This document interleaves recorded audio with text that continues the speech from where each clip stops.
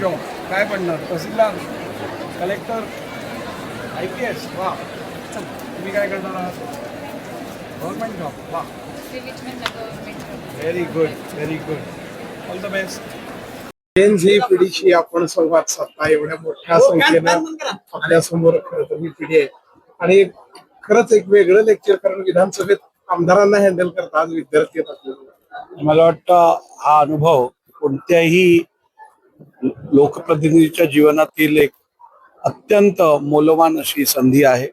एवढ्या मोठ्या संख्येत आमच्या देशाच्या पुढच्या पिढीबरोबर संवाद साधणं, त्यांचे विचार ऐकून घेणं, आपले विचार त्यांच्यापर्यंत पोहोचवणं, हे मला वाटतं ही काळाची गरज आहे. आणि मी आमचे आमदार समाधान अवताडे जी आहेत, त्याचप्रमाणे रुंगे सर आहेत, यांनी मला ही संधी दिली, त्याबद्दल मनापासून त्यांचे आभार मानतो. आणि शेवटी ही देशाची नवीन पिढी आहे, यांना योग्यरित्या जे लोकप्रतिनिधी आहेत त्यांचे विचार त्यांच्यापर्यंत पोहोचवणं गरजेचं आहे.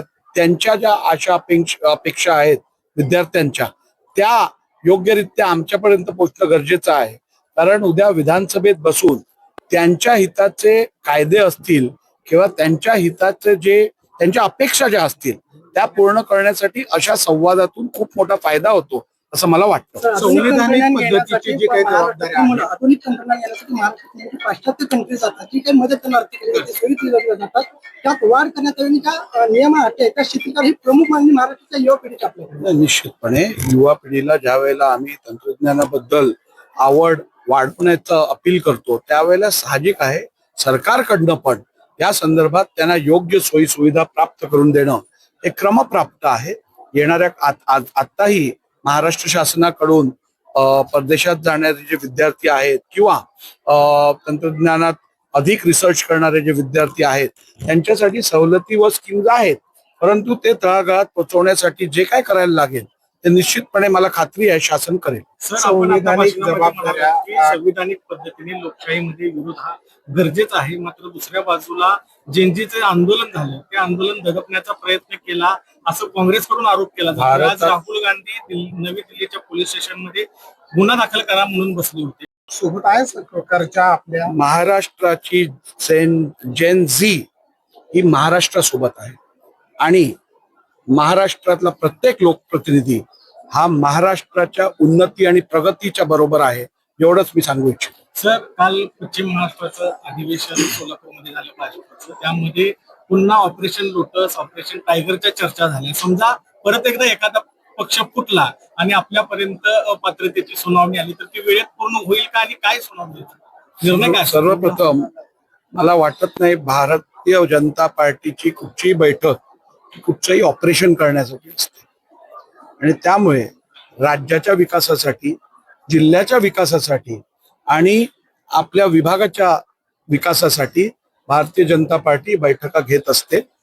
राहिलं प्रश्न पक्षफुटीचा, मला वाटतं प्रत्येक पक्षाने जर का जबाबदारीरित्या आपल्या जे लोकप्रतिनिधी असतील आपल्या पक्षातले त्यांची बाजू ऐकून घेतली आणि त्यांना इंटर पार्टी डेमोक्रेसीचा वापर करायची संधी दिली तर अशी परिस्थिती येणारच नाही, उद्भवतच होणार नाही.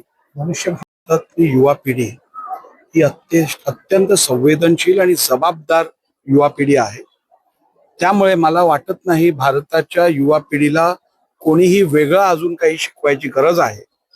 परंतु जी लोक काही युवकांना कुठच्याही प्रकारे अयोग्यरित्या प्रभावित करून त्यांच्याकडनं असंविधानिक कृत्य करून घ्यायचा प्रयत्न करत असतील त्यांना थांबवण्याची गरज आहे.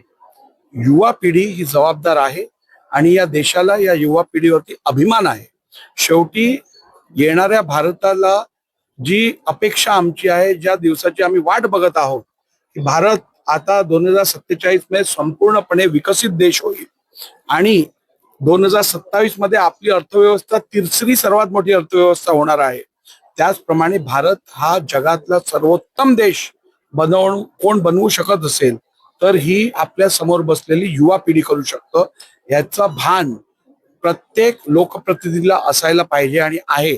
आणि त्यामुळे युवा पिढी बरोबर कुठच्याही प्रकारचं अयोग्य वर्तन होणं हे कुठच्याही सरकारच्या ध्यानामनात असू शकत नव्हे. त्यामुळे जी लोक काहीतरी बोलून चिथवायची प्रयत्न करत असतील त्यांनी कृपया आपलं राजकारण बाजूला ठेवून या युवा पिढीला योग्य मार्गदर्शन करून त्यांच्याकडनं जो भारत आपल्याला घडवायचा आहे तो भारत घडवण्यासाठी योग्य मदत करावी अशी मी विनंती करेन.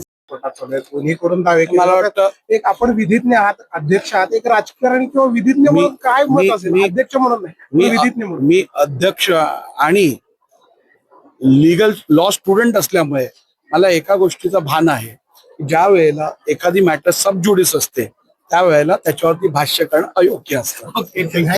जास्त ओके.